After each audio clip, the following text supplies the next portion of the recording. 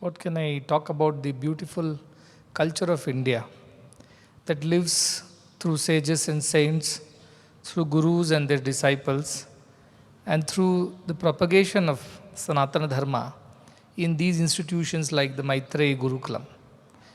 Of all the places I visited during this visit, as it was mentioned, the place I liked the most was the Maitreyi Gurukulam, where only girls are there and were taught Vedas, Upanishads, all other knowledge of the Sanatana Dharma along with music, dance, and computer sciences, agriculture. They call it as a Panchamukhi Vidya, 5 kinds. I was so impressed by that whole institution and the way women were managing the institution and girls were studying, and girls were there from all around the country. From far away, from northeast also they had come to study over there. What touched me is that not many take this kind of courage to build only a girls' institution and give them from the highest Vedic knowledge all the way to the modern education. And I was invited to this 5 years ago. There is very elderly gentleman by name Sitaram Kedaraya who's been visiting here and been telling me about that institution. I have been telling him that I will come, but somehow it did not happen. Finally, they had built a new hostel block and they wanted us to come there and open the block for the girls to stay. And that became an occasion because of which I could go there. And I was very impressed, very touched. They presented a small play about Ramayana, how Mother Sita in Valmiki's ashram is training the 2 children, Kusha and Lava, about good things in life, about caring for everyone, including plants and animals. It was a beautiful presentation, some songs, a little dance, yogasanas, whatever they knew, just like our children do when I go to their campuses. They want to present all their talent in 1 hour. Likewise, they also had so many programs to present. And genuinely, sincerely, devotedly, they did whatever they could. What could I do for them? I only gave them a lot of blessings from my heart that this institution should stay and prosper, and many more girls should get this kind of education, which is absolutely free of cost for them too. I also mentioned to them that we have our own schools where there are a lot of girls who are studying. They also learn Vedas and all these things, but more of academics than totally into Vedic culture. So they also are there, and I will bring our girls from our school or university to that Maitreyi Gurukulam when I visit next time, because they demanded that you should stay here. This is too little a time. You just come and gone. We could not even enjoy your presence. You should come and stay. I said, now that you have a new hostel block, I will bring a lot of girls from our institution also to show them how you people are doing, and take you also to our institutions to show how we are doing, so that you all learn from each other and grow. They were so excited, they were so happy. But what touched me was the teachers also. They were so sincere and working so hard to take care of the children with limited means that they have.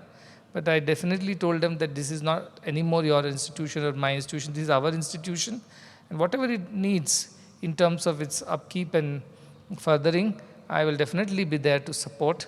And they were very happy. They felt very, very protected. They felt very connected also with whatever I said, and we all shared. This is how it is said about the great ones. It is said that Sanatha cheyam bhu bhavati. The earth feels protected, cared for. Earth feels that it's no more an orphan. Somebody is there to look after them. So that is the role of Gyanis, to give that kind of abhaya, to that kind of protection and support to all great good that happens in the world. So particularly I wanted to mention this, especially for the benefit of the girl students. I told the people, I called the meeting of the trustees and I spoke to them, understood what is being done, what needs to be done. I said, we will support in whatever way in doing that. And they also have this idea of preparing teachers for the future. Some of these children, when they finish their education, I think now they have come all the way till 9th or 10th standard, then 11th and 12th, and then they will go to graduation. And I offered them, any girl comes from here straight gets an admission into our university, because this is the kind of, these are the students I want in our university. Not only they'll get education in our university, after that they'll get employment also. And I straight away told, I'm ready to take 100 of your students. Today itself, I'm assuring you that whenever they finish their graduation, 100 of them can straight join our institution as teachers. So tell their parents not to worry about their future. Where will they go? What will they earn? In our own institutions, at least 100 of these girls, very first few batches, we can straight away take in. They were all very thrilled because this kind of assurance that the girls have a future, after their education they'll have employment, they can stand on their own 2 feet, is something they really wanted to hear. That made me really happy. Whatever we do, it always feels less for me because there are so many children who are still not getting some basic things like food, education, and basic healthcare. A country which is so large, which is so big, with such a huge population living in the rural areas, the biggest sufferers are the children, and amongst the children, it is the girls who suffer the most because they are not on the priority list of their parents. And this is why we need to enable them also to get similar opportunity wherever they are, whichever part of the country or the world they are at. But if these kind of institutions come up and they are run by our students who become our teachers, then I'm very sure that all the country will benefit from it, especially the girls who are always left behind. I'm told that around 1% of the rural girls go for higher education. You can imagine if 60% of the country lives in the villages, and let us imagine that at least 20% of them are students. At least 10% of them are girls. It means at least there are 10 crore girls minimum in the rural, 12 to 15 crore children. But only 1% of them study in the higher education. Rest of them are all kind of taken out of the school after a certain age. Either they are put to work or they are married off. And this is something that happens all the time in our country, even though there are rules and laws, but the villages operate differently. And there is little you can do about that other than giving the right kind of education, make the girl empowered, employed, and thereby capable of looking after herself. Only then she will get respect and place in the society. Otherwise, they won't. And this experiment of Maitreya, it really helped me because it helped me understand that this is also a way we can do for girls. And I think we should promote that institution and support it with more such institutions in the coming times. Of course, they're just on their way. They are yet to reach the higher education level and they're to produce teachers. But whenever they do that, we will always be there by their side, is what I showed them on behalf of our trust. That made me really happy being there. The other thing that our Narasimhamurthy ji has already mentioned to you about is that we definitely want to build a higher education institution in that area that will be useful for even these girls and boys over there. And that would be in the name of Madhyal Narayan Bhatt Center for Higher Education, which is going to be part of our Swasthya Sai University for Human Excellence. And that would be in Dakshin Kannada in the coming times. I'm sure that it will happen because Siddha Sankalpa Bhumi, anything that we think from the bottom of our hearts with complete pure selfless thought, definitely it is going to materialize. And one example I'll give you is that when I had mentioned to Ramesh Dharmaraj, about whom he mentioned, they live in Cincinnati, he and his wife Jayanti. He is a tech IT person, but wife is a doctor. And I had visited their home this time when I went to the US, the last visit. Some time ago I had told I like this Tenkasi area, I wanted to do something over there. Immediately Mr. Dharmaraj, Ramesh, he was jumped out of the chair, he was so excited. He said, Swamiji, by your grace, something good happened. We had purchased a piece of farmland. We never wanted to give it to our children. We wanted to use it for some public good. And just now you mentioned that you like Tenkasi and all the beautiful vibrations over there. Please use it in whatever way you can. And they immediately said, we will do whatever you ask us to do.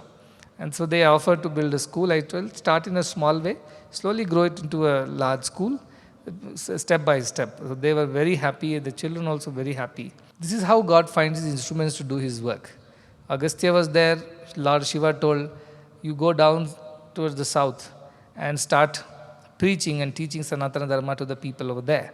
He crossed the Vindhyas, all the way from Himalayas, and came and stayed there. And his wife Lopamudra, who herself was a jnani, they lived there, in the sense they live, their presence is there. Agastya is a Chirayu, he lives forever. So his presence was there, his wife's presence was there. That was such a blessed moment for that kind of an institution to come up, such auspicious location like Tenkasi, which is called as Dakshinakasi. So there was an Agastya who made a sacrifice to travel all the way from Himalayas, give up the immediate proximity of Lord Shiva and sacrifice his personal preferences to stay around Shiva and go far away to a different land, where down south is quite hot, Tenkasi and all that place. Not like cool and comfortable like the Himalayas. But he went there because of the bidding of the Lord. He was there to do Lord's will. And that's why he went there. And see what he has done. He turned the whole south into a spiritual sanctuary. So also we should learn from Agastya's life. If I tell you, okay, enough in Mudanalli, now we are starting a new campus, a new hospital, a new initiative, get up, go there and work, what you should do? Should immediately say, yes, Swami, whatever you say, we will go and do, whichever part of the world. And that is how this mission will spread to the people who really need it. The idea is that doing more good to more people in more ways is our motto for this year. Did I say that during the new year? See, within hardly a month into the new year, and look at how many more goods in more ways is happening to more people. This is how, whatever I say on the 1st of January, take it very seriously, because that sets the tone for the rest of the year. That's why every 1st of January, go back to my discourses and you'll see every discourse is different. That sets the tone for what we are going to do for the rest of the year. There is a vision behind every statement. And today, I am very proud to say, through the Annapurna Trust, which has worked very hard, started with 50 children. I had requested Anand to go to one small village at the outskirts of Bangalore and start the breakfast service. And today it has grown into such a large, world's largest breakfast service or morning nutrition service by any private NGO. Governments may have done, may not have done, but a private NGO has never done this kind of work before.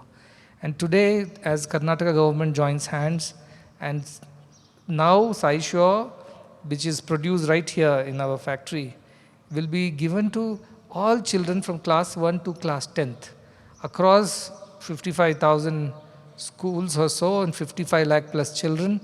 And with that, Sai Shore now is going to reach to 90 lakh children around the country. Everybody sees that as achievement towards improving the health of the children or nutrition of the children or their mental capability and things like that. But I see it as a spiritual revolution. Every spoon of Sai Shore that is put into that glass of milk, it's carrying the blessings, carrying the sacrifice of so many people, carrying the love and compassion of thousands of people and volunteers, carrying so much of purity and divinity in it. So it is like not just their daily dose of nutrition, but it is their daily dose of divinity.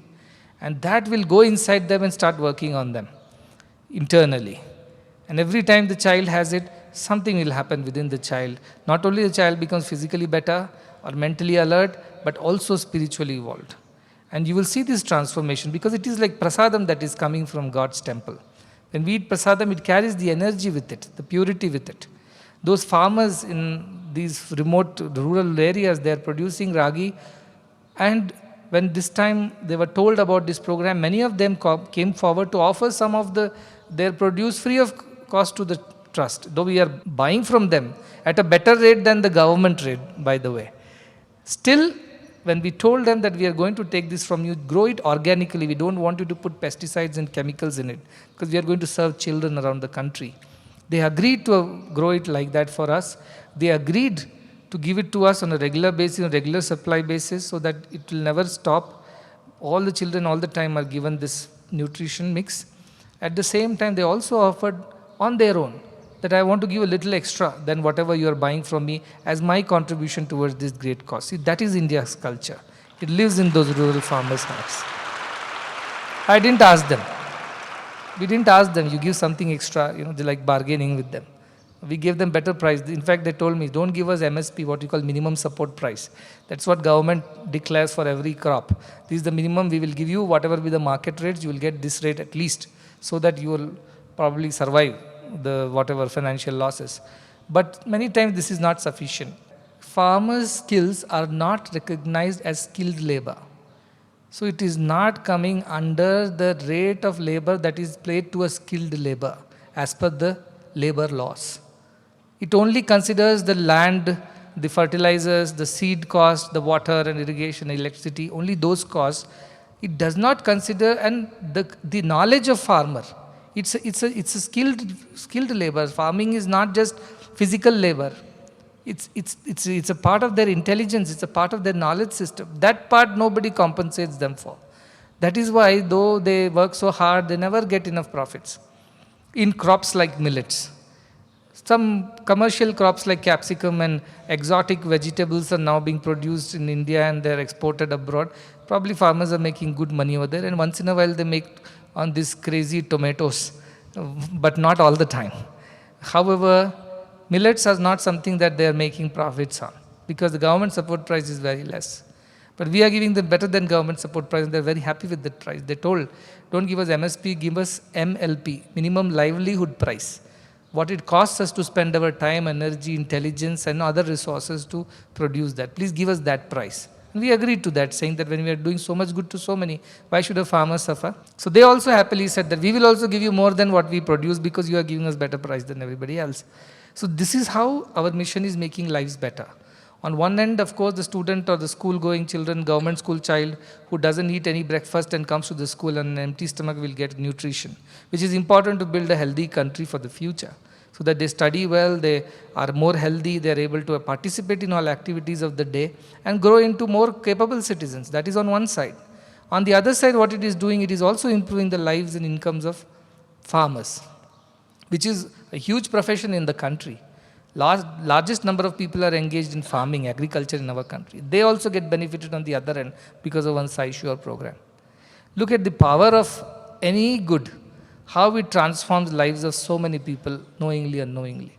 And of course, through this Sai Sure platform, I also was telling the trustees that we should also slowly engage with the teachers in those villages and through them disseminate value education in all these schools. Let those teachers also become our torchbearers, our messengers, our emissaries in those villages who will be trained into value education so that they also talk about India's culture, Sanatana Dharma, service and compassion to the children in those schools. And that is how you can impact the entire community in a big way. So all this is going to happen in the coming times. Of course, whenever I go around, people look at my face and the first thing they say, please build a school, build a hospital. And as Narsimurthy said, I have learned a lot of skills but not learned how to say no. So I keep saying yes, yes, yes to everybody. And then I come and worry, how are we going to do this? But then I know that when this thought is selfless, God supports every selfless thought. Somehow or the other, right people come at the right time, right resources come, and we continue from here. This is how goodness spreads itself. Good begets good, as they say. Why am I telling you all these things? Because you must know that any time, even if you take up a selfless act of service, even if you may fall short of resources, capabilities, skills, or knowledge of it, yet you will figure it out over a period of time and you will see how God comes through thousands of hands and helps you. He may come as a farmer of Tiptur, he may come as a government official, an IAS officer in the Karnataka government, he may come as a minister in the cabinet, he may come as a teacher in the school, he may come as a laborer in our Sai Sure factory, he may come as the trustee of the trust. He may come in any form, but he will support you because you are doing good. We are here in this world only to do good. God did not send us here to make more money, become big intellectuals and scientists and create more new inventions and make our lives comfortable and easy. That's not the purpose why this creation came into existence. We all know that by now. He sent us here to do His work, to sing His glory and to do His work. And His work is good work, selfless work, work full of compassion, work full of kindness to each other, especially for those who are underprivileged and who do not have the same capacities and opportunities as us. It is for their sake God has sent us. And doing that is going to be very dear to God. He will be happy. And today Meenakshi Niketanam campus is ready and working. And so many girls, they are so smart. They impressed me with their skills this time. They are so good at their subject knowledge, communication, music, Veda, dance, in every aspect. Just 3-year-old campus. They've grown so well, and most of them come from very poor tribal families. Some are single parent children. Some of them have never crossed the village boundaries in their lives. And they've learned so much of confidence and so much of radiance in their face. So this is how gods are there with us all the time. Wherever we go, I see these gods. They are always with us, whether it is Kashi Vishwanatha temple, Madurai temple, whether it is just a Sage Agastya's place. All these gods and goddesses exist as energies in their subtle form. And they are available to us all the time. But whom do they work with? Whom do they grace? Whom do they give their strength to? Only those who are going to do God's work. Be confident when you do good. Somehow or the other, you may not see the road now, but as you keep walking, the road will become visible to you. Have that confidence and courage to walk on this path. That's why I tell you, be selfless, be fearless, and do not be shy, do not be ashamed, do not be afraid to do good, because people will say 100 things. At your young age, why do you want to get into all this? When you retire, you will see, make money, make merry, have good life. Sometimes you see, poor have always been there in this world. There has never been end to poverty and misery. What big deal you will do in this world? All kinds of arguments people will tell. But you must stay confident and true to what you have learnt over here, which is to do good to more people in more ways. So in coming times, many more glorious things will happen, and God's glory is in all the good that we do to each other. That's how God gets glorified. And I believe that each one of you will rise to the occasion when it's your time. Today somebody is working for you. So you are having a good time in our institution, studying well, having good education, all the facilities, because somebody is working somewhere very hard for you. But there will be a time when you all have to rise to the occasion and work hard for somebody else who is still waiting for somebody to come to them, to save them, to rescue them. So that will be your opportunity, your honor. Be prepared, be ready for that, and remind yourself every day the great reason for which you have come on this earth, which is to do good to more people, especially the underprivileged.